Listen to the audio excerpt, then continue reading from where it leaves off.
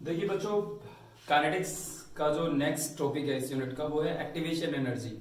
Last time हमने अर्हेनियस equation की थी लेक्चर नंबर 9 में, उसमें हमने एक्टिवेशन एनर्जी का जिक्र किया था। समझिए एक्टिवेशन एनर्जी होती क्या है। देखिए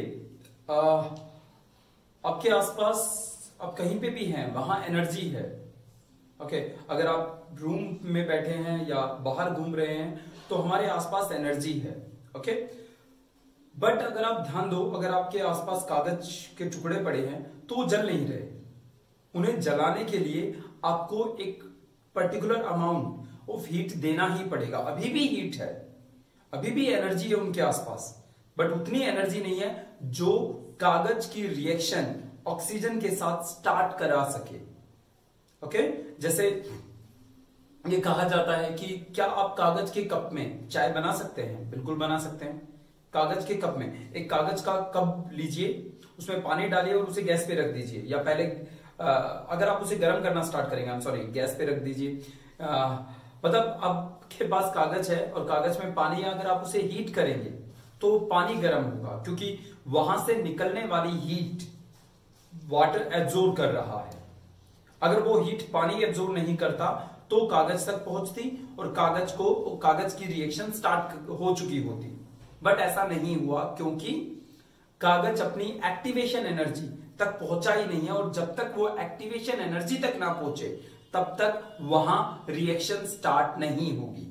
कहने का मतलब एक्टिवेशन एनर्जी वो कम से कम एनर्जी होती है जो हमें देनी पड़ती है ताकि रिएक्शन स्टार्ट हो जाए। It is the minimum amount of energy which must be supplied to a reactant to start a reaction. ठीक है, देखिए इसको आप एक ग्राफ से बड़े अच्छे से समझ सकते हैं। जैसे ये आपके पास एनर्जी है, ये ग्राफ है, यहां एनर्जी है और ये रिएक्शन आगे बढ़ रही है, रिएक्शन प्रोसीड। ठीक है, रिएक्टेंट के पास मान लो इतनी एनर्जी है, मतलब रिएक्शन स्टार्ट नहीं हुई थी तब भी उसके पास कुछ एनर्जी थी। ओके, जैसे ये पेन है और मैं इसकी रिएक्शन स्टार्ट करवाना चाहता हूं, मतलब इसे जलाना चाहता हूं। ओके, ऑब्वियसली जब ये जलेगा तो ऑक्सीजन के साथ रिएक्शन होगी। ओके, तो मैं इसे यहां कुछ एक्टिवेशन एनर्जी देता हूं, इसे एनर्जी देता हूं, बट उससे पहले भी तो एनर्जी इसके पास है भाई। जो आसपास की एनर्जी है या इसके अंदर के जो मॉलिक्यूल्स हैं वो वाइब्रेट कर रहे हैं, तो उनके अंदर भी तो एनर्जी है। तो कहने का मतलब जब रिएक्शन स्टार्ट नहीं हुई थी तब भी रिएक्टेंट के पास इतनी एनर्जी तो थी। ओके, तो मान लेते हैं रिएक्टेंट के पास पहले ही से ही इतनी एनर्जी थी। जैसे जैसे हम इसे एनर्जी देते गए इसकी एनर्जी बढ़ती गई। मान लेते हैं ये एक्टिवेशन एनर्जी है, मतलब जब इतनी एनर्जी मिल जाएगी तब वो अपने आप को प्रोडक्ट में बदलना स्टार्ट करेगा। तो हम इसे एनर्जी देते रहे, जब वो एक्टिवेशन एनर्जी उसे मिल जाएगी देन वो अपने आप को कन्वर्ट करेगा प्रोडक्ट में। ध्यान देने वाली बात इस ग्राफ में ये है कि जब तक आपने एक्टिवेशन एनर्जी नहीं दी थी वो अपने आप को प्रोडक्ट में नहीं बदलेगा। एक और इंटरेस्टिंग बात, अगर आपने इतनी एनर्जी दे दी, इतनी एनर्जी देने के बाद वापस से एनर्जी देना बंद कर दिया तो वापस ये यहीं आ जाएगा। तो रिएक्टेंट को प्रोडक्ट में बदलने के लिए हमें उसे minimum amount of energy supply करनी पड़ेगी। अगर इससे कम एनर्जी दी तो ये रिएक्टेंट ही रहेगा। ओके, या आप ये कह सकते हो कि आप यहां से यहां पहुंचना चाहते हो तो आपको इस हर्डल को पार करना ही पड़ेगा। तो जो एनर्जी आपने दी that energy is called activation energy. मतलब अगर मैं आपसे पूछूं कि क्या ये एनर्जी एक्टिवेशन एनर्जी है या यहां से लेकर यहां तक की एनर्जी एक्टिवेशन एनर्जी है? एनर्जी कौन सी एनर्जी एक्टिवेशन एनर्जी है? यहां से यहां तक या यहां से यहां तक?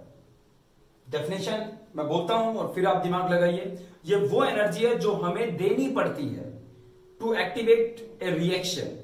मतलब आपने इतनी एनर्जी नहीं दी, इतनी तो पहले ही उसके पास थी, तो जो आपने दी वो एक्टिवेशन एनर्जी है। मतलब ये जो है, ये इतना हिस्सा जो है वो एक्टिवेशन एनर्जी को दिखाता है, और जो टोटल एनर्जी उसके पास है, मतलब जो आपने दी प्लस जो पहले से थी, इस टोटल एनर्जी को हम थ्रेशोल्ड एनर्जी कहते हैं। Threshold energy. ओके, तो ये आपके पास एक्टिवेशन एनर्जी है जो आपने सप्लाई की उस रिएक्टेंट को प्रोडक्ट में बदलने के लिए। एक और बात बच्चों, ये जो ग्राफ है अगर आप देखो तो मेरे पास प्रोडक्ट थोड़ा सा नीचे है, रिएक्टेंट ऊपर है, मतलब जब वो रिएक्टेंट से प्रोडक्ट में बदला तो उसकी एनर्जी थोड़ी सी कम हो गई। ये दिखाता है कि ये एक एक्सोथर्मिक रिएक्शन का ग्राफ है। अगर यही ग्राफ कुछ ऐसा बना होता रिएक्टेंट प्रोडक्ट, तो ये आपका एंडोथर्मिक रिएक्शन का ग्राफ होता। मतलब रिएक्टेंट से प्रोडक्ट में कन्वर्ट तो हो गया, बट रिएक्टेंट से प्रोडक्ट में कन्वर्ट होते टाइम उसने एनर्जी एक्स्ट्रा ले ली, मतलब प्रोडक्ट की एनर्जी ज्यादा है रिएक्टेंट से। ओके, और ये जो गैप आप देखते हो, ये जो गैप आप देखते हो, जो पहले और बाद में जो एनर्जी का गैप आया रिएक्टेंट और प्रोडक्ट में, ये कुछ और नहीं बल्कि डेल्टा एच है। डेल्टा एच पॉजिटिव होगा अगर एंडोथर्मिक है, डेल्टा एच नेगेटिव होगा, ये जो गैप है यहाँ पे डेल्टा एच है, डेल्टा एच नेगेटिव होगा अगर एक्सोथर्मिक रिएक्शन है तो। ठीक है बच्चों, तो ये था आपके पास activation energy. The minimum energy which must be supplied to the reactant to start a reaction is called activation energy. Right, ये पूरी एनर्जी जो इसके पास है वो थ्रेशोल्ड एनर्जी कहलाती है, पर जो आपने दी वो एक्टिवेशन एनर्जी है। ठीक है, चलिए बच्चों अब देखते हैं कि कैटलिस्ट का क्या इफेक्ट पड़ता है इस ग्राफ पर। देखिए बच्चों, ये मान लो किसी रिएक्शन का ग्राफ है। ये जो एनर्जी जहां से उसने अपने आप को प्रोडक्ट में बदलना स्टार्ट किया, वो ये जो एनर्जी है वो एक्टिवेशन एनर्जी है। ओके, ये कोई रिएक्शन हो रही थी, हमने उस रिएक्शन में कोई कैटलिस्ट इंट्रोड्यूस कर दिया। जैसा कि आप जानते हैं कैटलिस्ट ऐसे सब्सटेंस को कहा जाता है जो रिएक्शन को फास्ट या स्लो करते हैं, बट रिएक्शन में कंज्यूम नहीं होते, खत्म नहीं होते। रिएक्शन के दौरान रिएक्टेंट खत्म होता रहता है, प्रोडक्ट बढ़ता रहता है, बट कैटलिस्ट का अमाउंट कांस्टेंट रहता है throughout the reaction. Okay, so catalyst are those substance which do not consume in chemical reaction but can increase or decrease the rate of reaction. जो rate of reaction बढ़ाते हैं उन्हें हम positive catalyst कहते हैं, जो rate of reaction की speed कम कर देते हैं उन्हें नेगेटिव कैटलिस्ट कहा जाता है। ओके, तो कैटलिस्ट दो तरह के हैं। देखते हैं बच्चों कैटलिस्ट इस ग्राफ को कैसे इन्फ्लुएंस करता है। राइट, कैटलिस्ट का क्या इफेक्ट होगा इस ग्राफ पर। बच्चों मान लो ये कोई रिएक्शन है और वो प्रोडक्ट में कन्वर्ट हो रहा है, और वही रिएक्शन हमने दोबारा कराई बट इस बार किसी कैटलिस्ट की प्रेजेंस में। ओके, तो पहले हमें ये ग्राफ मिला, जब हमने कैटलिस्ट लिया तो हमें ये ग्राफ मिला, ये ग्राफ। दोनों ग्राफ में फर्क क्या है, कैटलिस्ट ने एक्टिवेशन एनर्जी को कम कर दिया। मतलब यहां से यहां जाने के लिए पहले हम यहां जा रहे थे फिर यहां आ रहे थे, अब हमें उतना ज्यादा नहीं जाना पड़ेगा, अपनी एनर्जी को ज्यादा इंक्रीज नहीं करना पड़ेगा, हम इजीली यहां से यहां पहुंच सकते हैं। ओके, तो कैटलिस्ट एक्चुअली करते क्या है, या मैं कहूं काइनेटिक्स के पॉइंट ऑफ व्यू से कैटलिस्ट का क्या योगदान रहता है।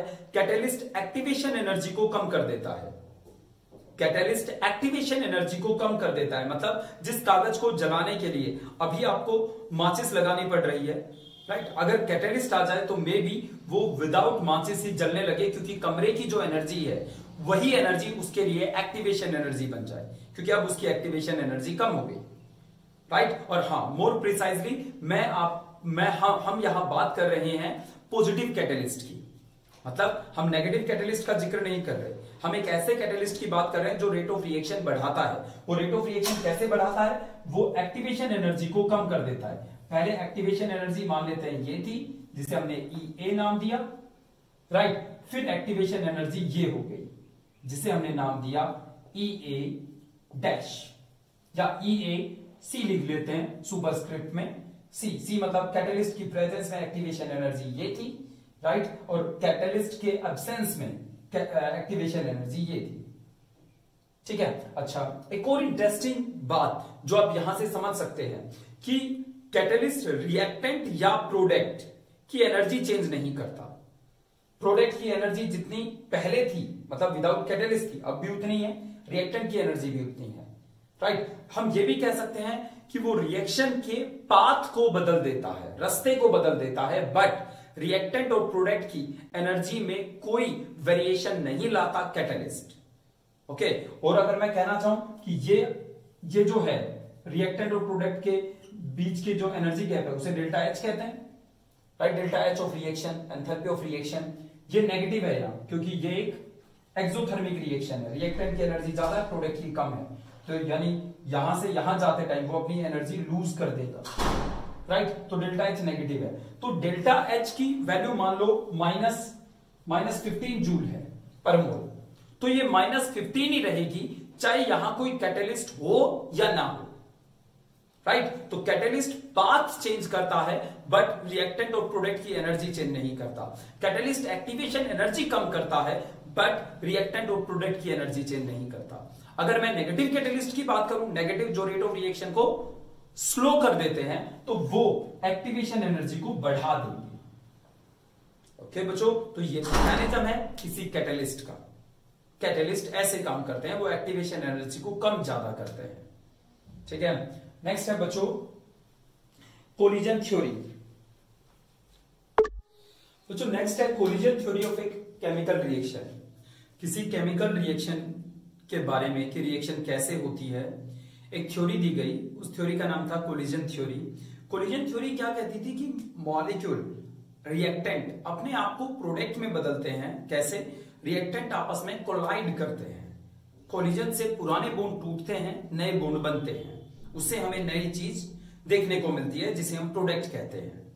आई रिपीट, कोलिजन थ्योरी के अकॉर्डिंग मॉलिक्यूल्स एक दूसरे से कोलाइड करते हैं, राइट, कोलाइड करते हैं, इससे पुराने बॉन्ड टूटते हैं, नए बॉन्ड बनते हैं, राइट। और नए बॉन्ड का बनना मतलब नया स्पीसीज मतलब प्रोडक्ट। ओके, तो कोलिजन थ्योरी की अगर हम बात करें, इस थ्योरी को अगर हम और थोड़ा बियॉन्ड जाकर देखें, तो किसी मॉलिक्यूल में या किसी रिएक्शन कंटेनर में जहां रिएक्शन हो रही है वहां 10⁻25 टू 10⁻28 कोलिजन होते हैं in a 1 second and in a unit volume in a 1 centimeter cube, or you can say 1 centimetre cube जहां रिएक्शन होती है उस कंटेनर का अगर आप 1 सेंटीमीटर क्यूब लो, मतलब ये मान लो 1 centimetre cube, 1 centimetre length, 1 centimetre height, okay, यहां पूरे कंटेनर में रिएक्शन हो रही है, बट इसका 1 सेंटीमीटर क्यूब आप लोगे तो वहां देखोगे कि 1 सेकंड में मॉलिक्यूल एक दूसरे से टकरा रहे हैं और टकराने वाले मॉलिक्यूल्स का अमाउंट 10⁻25 से 10⁻28 के बीच में है। ये बहुत बड़ी वैल्यू है, इतने मॉलिक्यूल इस छोटे से हिस्से में टकरा रहे हैं। ओके, तो इस थ्योरी ने ये कहा कि वो टकराने पर अपने आप को प्रोडक्ट में बदलते हैं। ओके, बट इस थ्योरी को और ज्यादा मॉडिफाई करने की जरूरत थी। क्यों? क्योंकि अगर इतने मॉलिक्यूल, इतने नंबर ऑफ कोलिजन्स इतने होते हैं इन अ 1 second, in a 1 centimetre cube, it means reaction, सारी रिएक्शन बहुत फास्ट होनी चाहिए थी। जैसे दो चीजों को मिलाओ फटाफट प्रोडक्ट बन जाना चाहिए था, बट ऐसा नहीं होता। सारी रिएक्शन बहुत फास्ट नहीं होती, राइट। या इतनी फास्ट तो कोई रिएक्शन नहीं होती जितने कोलिजन्स यहां हो रहे हैं, राइट। इसका मतलब तो ये है कि इतने कोलिजन हो रहे हैं तो 1 सेकंड में इतने प्रोडक्ट बन जाने चाहिए, बट ऐसा नहीं होता। ओके, इसकी वजह कुछ और थी। मतलब कोलिजन थ्योरी सही कह रही है कि मॉलिक्यूल कोलाइड तो करते हैं, बट इसका यह मतलब नहीं है कि हर कोलिजन के बाद आपको रिएक्टेंट से प्रोडक्ट मिल ही जाएगा। कुछ कोलिजन ऐसे होंगे जिसमें रिएक्टेंट टकराएगा, वापस चले जाएंगे और वो रिएक्टेंट ही रहेंगे, मतलब उस कोलिजन से हमें कुछ नहीं मिलेगा। हाँ, बहुत सारे कोलिजन ऐसे भी होंगे जिनके टकराने से हमें कोलाइड करने पर हमें नई चीज मिल जाएगी। ओके बच्चों, तो देखिए इस थ्योरी में थोड़े से मॉडिफिकेशन किए गए। वो मॉडिफिकेशन क्या थे? तो मान लेते हैं बच्चों हमारे पास एक एलिमेंट्री रिएक्शन है, A+B प्रोडक्ट में कन्वर्ट हो रहा है। एलिमेंट्री रिएक्शन, एलिमेंट्री रिएक्शन अगर क्लास में अभी बैठे होते तो मैं आपसे उठाकर पूछता एलिमेंट्री रिएक्शन क्या होती है, और अगर नहीं बताते तो थोड़ा सुनाया जाता आपको। खैर, अब आप, मुझे उम्मीद है कि आप में से काफी बच्चों को पता होगा एलिमेंट्री रिएक्शन क्या होती है। एलिमेंट्री रिएक्शन वो होती है जो एक ही स्टेप में कंप्लीट हो जाती है। एक होता है एलिमेंट्री और एक होती है कॉम्प्लेक्स रिएक्शन, जो एक से ज्यादा स्टेप में कंप्लीट हो। मैकेनिज्म के जब हम देखते हैं तो हमें पता चलता है कि एक से ज्यादा स्टेप में खत्म हुई है या एक ही स्टेप में हुई है। तो मान लेते हैं ये कोई एलिमेंट्री रिएक्शन है जिसमें ए और बी मिलकर प्रोडक्ट में कन्वर्ट हो रहे हैं। ओके, तो अगर हम रेट ऑफ रिएक्शन की बात करें, अगर हम रेट ऑफ रिएक्शन की बात करें तो हम कह सकते हैं कि rate of reaction, rate is equal to minus d x by d t, मतलब dx बाई dt, ये मैं सिंपली आपकी बुक से लिख रहा हूं। ये dx बाई dt का मतलब है change in concentration of reactant, मतलब x यहां रिएक्टेंट मान रहे हैं हम। So change in concentration of x और रिएक्टेंट, ये लिख देते हैं, with respect to time is equal to what, ZAB। अब आप कहेंगे ZAB क्या है? ZAB है नंबर ऑफ कोलिजन और कोलिजन फ्रीक्वेंसी, राइट। ZAB है number of collisions taking place in 1 second in 1 unit volume। Reactant के ए और बी टकरा रहे हैं, कितने टकरा रहे हैं? ZAB टकरा रहे हैं। ZAB क्या है? It is the amount of the collisions which are taking place between A and B in 1 second in unit centimeter cube और unit volume, right।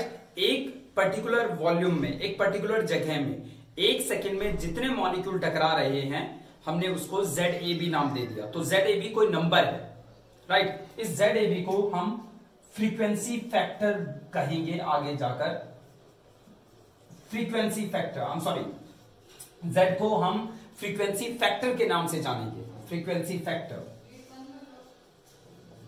Right, frequency factor. Okay, so ZAB is nothing but frequency factor. Okay, so rate किसके बराबर होगा? ZAB के। क्या ये बात सही है? नहीं, ये बात सही नहीं है। क्यों नहीं है सही? क्योंकि मान लेते हैं वहां ZAB मॉलिक्यूल टकरा रहे हैं, क्या जितने मॉलिक्यूल एक दूसरे के साथ टकराएंगे वो सारे के सारे प्रोडक्ट में बदल जाएंगे? बिल्कुल नहीं। You're getting my point? क्योंकि वहां बहुत सारे मॉलिक्यूल ऐसे भी होंगे जिनके पास एनर्जी नहीं है,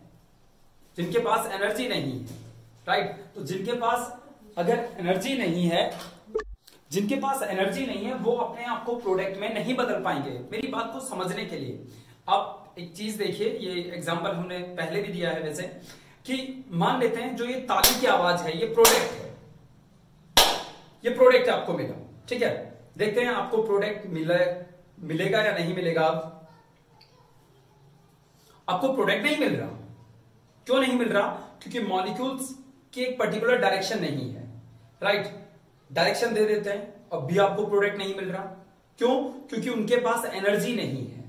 इसका मतलब किसी रिएक्टेंट को प्रोडक्ट में बदलने के लिए उसे एनर्जी तो देनी पड़ेगी, राइट। अगर एनर्जी नहीं है तो मॉलिक्यूल टकराएंगे तो सही, बट जैसे टकराए थे वैसे के वैसे अलग हो जाएंगे, कुछ नया नहीं मिलेगा। मतलब जितने मॉलिक्यूल वहां कोलाइड कर रहे हैं ZAB, वो सारे के सारे अपने आप को प्रोडक्ट में नहीं बदल सकते, क्योंकि कुछ कोलिजन ऐसे हैं, कुछ मॉलिक्यूल ऐसे एक दूसरे से टकरा रहे हैं जिनके पास एनर्जी है ही नहीं, इतनी एनर्जी नहीं है कि वो अपने आप को प्रोडक्ट में बदल पाए। Okay, right. So rate of reaction, यहां रेट किसके बराबर होगी? ZAB के, जो कि गलत बात है। तो हम यहां ये ZAB, फिर दोबारा बता दूं, ये कोई रिएक्शन है, एक एलिमेंट्री रिएक्शन है जो एक ही स्टेप में पूरी हो रही है। तो A और B मॉलिक्यूल टकरा रहे हैं इतने, क्या ये रेट के बराबर है? बिल्कुल नहीं। तो हम यहां एक दूसरा फैक्टर इंट्रोड्यूस करते हैं। वो फैक्टर है बच्चों F क्या है? फ्रैक्शन ऑफ मॉलिक्यूल्स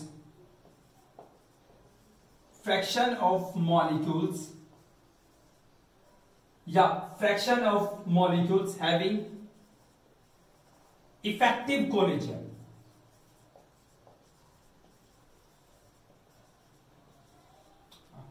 F है fraction of molecules having effective collision, मतलब फ्रैक्शन का मतलब होता है आउट ऑफ 1। मान लेते हैं वहां F फ्रैक्शन मॉलिक्यूल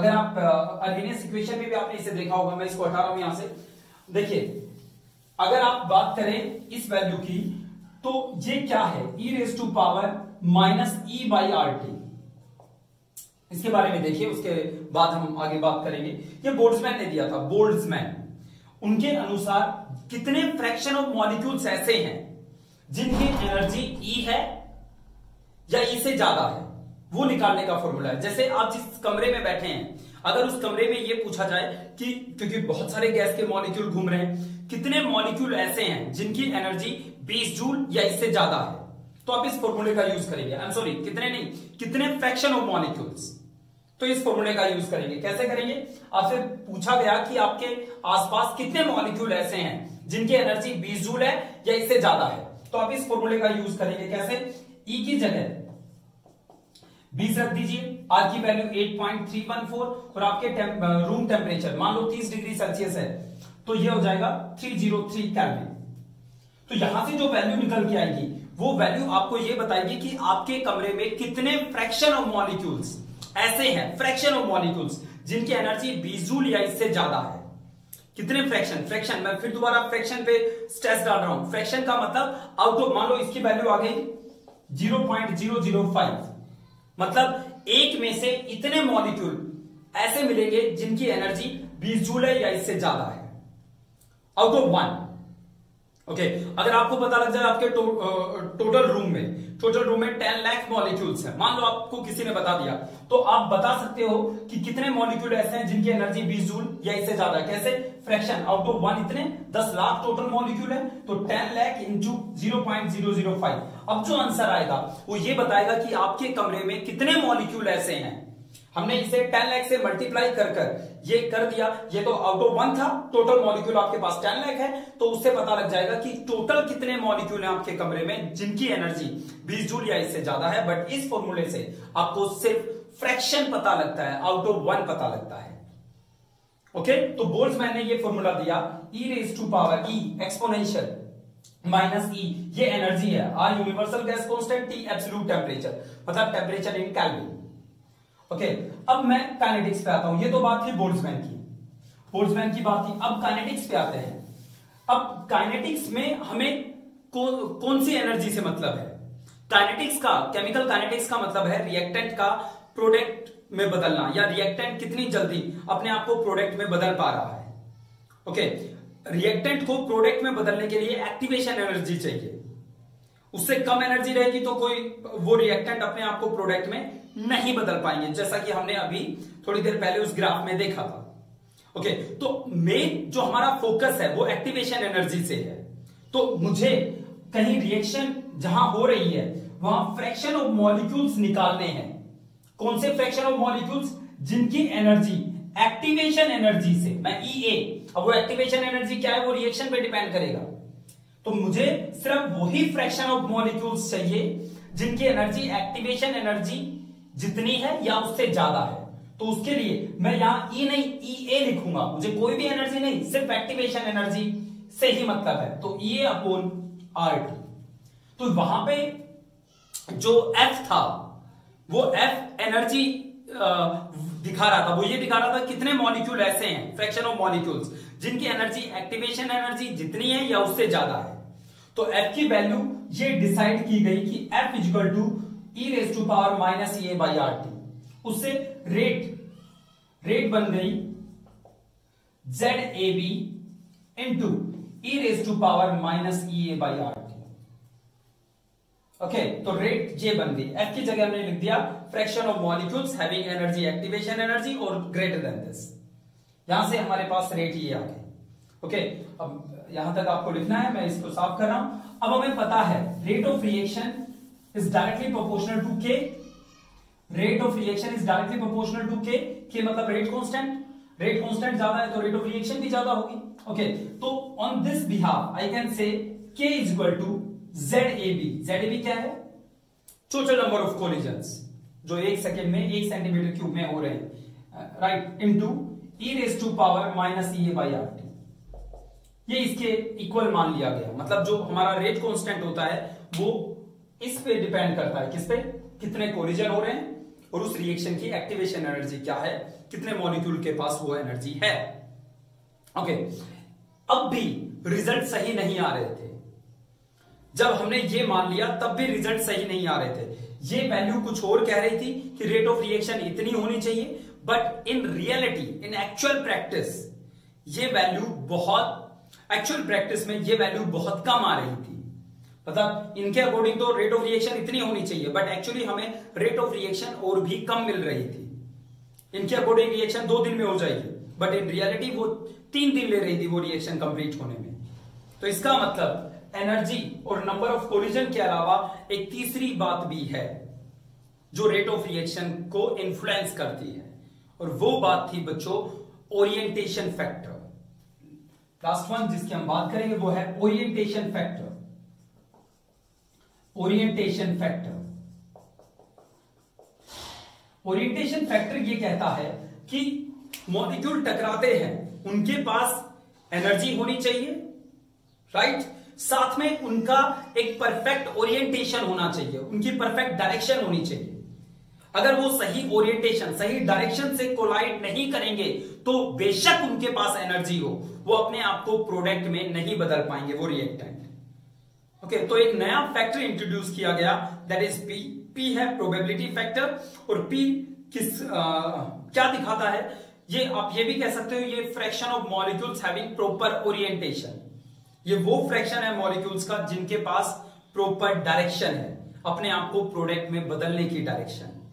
तो इस फॉर्मूले में एक नया फैक्टर भी इंट्रोड्यूस किया गया, orientation factor, that was P, और इससे हमारा के बन गया ZAB into e raise to power minus EA by RT into P। अगर आप अर्हेनियस इक्वेशन को देखें, अर्हेनियस इक्वेशन को कंपेयर करें इससे, अर्हेनियस इक्वेशन क्या थी? अर्हेनियस इक्वेशन थी K इज इक्वल टू, ये लिख देते हैं, फ्रेम से बाहर नहीं जाना, K is equal to A into minus E raise to power EA by RT। Okay, ये हमारे पास अर्हेनियस इक्वेशन थी। ओके, अगर कोलिजन थ्योरी के K और अर्हेनियस इक्वेशन को कंपेयर करें तो मैं कह सकता हूं A क्या है, जो अर्हेनियस कांस्टेंट था A, इस इक्वेशन से कंपेयर करेंगे तो क्या आएगा, ZAB इंटू P। ये हमारा A है, तो अर्हेनियस इक्वेशन का A ये है। ओके, चलिए बच्चों, तो ये थी आपकी कोलिजन थ्योरी। ओके, इसमें क्या क्या आपने क्या क्या इंपॉर्टेंट चीजें देखी हैं, जरा एक बार दोबारा से देख लेते हैं, रिवाइज कर लेते हैं इसे। कोलिजन थ्योरी में हमने देखा मॉलिक्यूल्स टकराते हैं और अपने आप को प्रोडक्ट में बदलते हैं। कोलिजन थ्योरी हमें यह बताती है कि जब रिएक्टेंट अपने आप को प्रोडक्ट में बदलते हैं तो कितनी बातें मायने रखती है। पहली बात, कितने मॉलिक्यूल एक दूसरे से टकरा रहे हैं। दूसरी बात, जो मॉलिक्यूल टकरा रहे हैं उनके पास एनर्जी है या नहीं। तीसरी बात, अगर वो टकरा रहे हैं उनके पास एनर्जी भी है। तीसरी बात हम ये देखेंगे, क्या उनके पास एक पर्टिकुलर, एक सही डायरेक्शन है या नहीं है। इन तीनों में से अगर कोई भी चीज मिस है तो वो हमें प्रोडक्ट नहीं देगा, वहां हमें प्रोडक्ट नहीं मिलेगा। ओके, तो हमने इसे कैसे दिखाया, के को, रेट कांस्टेंट को हमने कहा कि अगर वहां ZAB मॉलिक्यूल कोलाइड कर रहे हैं, और P को हमने कहा ओरिएंटेशन फैक्टर या स्टेरिक फैक्टर भी कहते हैं इसे, और P को कभी कभी प्रोबेबिलिटी फैक्टर भी कह दिया जाता है। भाई क्या प्रोबेबिलिटी है कि वो उनकी डायरेक्शन सही होगी। Okay, ZAB into probability factor into F को हमने कन्वर्ट करके E raise to power minus EA by RT कर दिया, राइट। जब हमने अर्हेनियस इक्वेशन से इसे कंपेयर किया तो हमने पाया कि ये जो A है, ये है माइनस EA बाई RT, मतलब अर्हेनियस इक्वेशन और कोलिजन थ्योरी से जो रिजल्ट आ रहे थे वो ऑलमोस्ट सेम थे। ठीक है बच्चों, तो ये है हमारे पास कोलिजन थ्योरी। अब नेक्स्ट थ्योरी के पास चलते हैं जिसका नाम है ट्रांजिशन स्टेट थ्योरी। ये हमारे सिलेबस में नहीं है ट्रांजिशन स्टेट थ्योरी, CBSE के सिलेबस में, NCERT में नहीं मेंशन है, बट ये कॉम्पिटिशन टेस्ट में आ जाती है। ट्रांजिशन स्टेट थ्योरी क्या है बच्चों? ट्रांजिशन स्टेट थ्योरी जरा देखिए, ट्रांजिशन स्टेट थ्योरी। सबसे पहले ट्रांजिशन स्टेट क्या होती है? देखो, ट्रांजिशन स्टेट एक्चुअली ये आयरिंग नाम के एक साइंटिस्ट ने इंट्रोड्यूस किया था, और ये बहुत कंट्रोवर्शियल थ्योरी है क्योंकि इसका प्रॉपर एक्सप्लेनेशन हमारे पास नहीं है। ओके, मतलब मैं कह सकता हूं कि इसके सबूत नहीं है हमारे पास इस थ्योरी के, बट ये थ्योरी इतनी स्ट्रॉन्ग थी कि इसे नेग्लेक्ट नहीं किया जा सकता था, इसे नेग्लेक्ट नहीं कर सकते।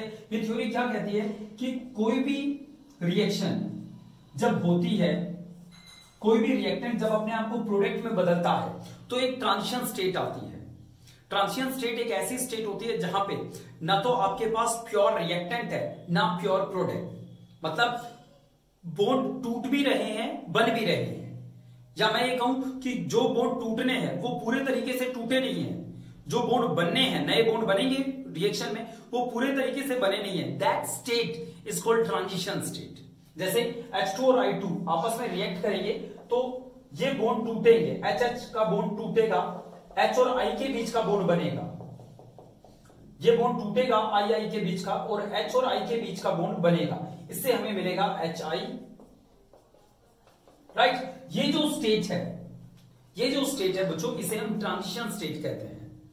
ओके, तो according to transition state theory, हर रिएक्टेंट जब अपने आप को प्रोडक्ट में बदलता है तो बीच में एक ट्रांजिशन स्टेट आती है, राइट। ट्रांजिशन स्टेट के बाद ही रिएक्टेंट अपने आप को प्रोडक्ट में बदल पाता है। ऐसा नहीं होता कि रिएक्टेंट गायब हो गया और प्रोडक्ट बन गया, नो, उनके बीच में भी एक स्टेट होती है जहां बॉन्ड टूटने वाले बॉन्ड पूरे तरीके से नहीं टूटे, बनने वाले बॉन्ड पूरे तरीके से नहीं बने हैं। That state is called transition state.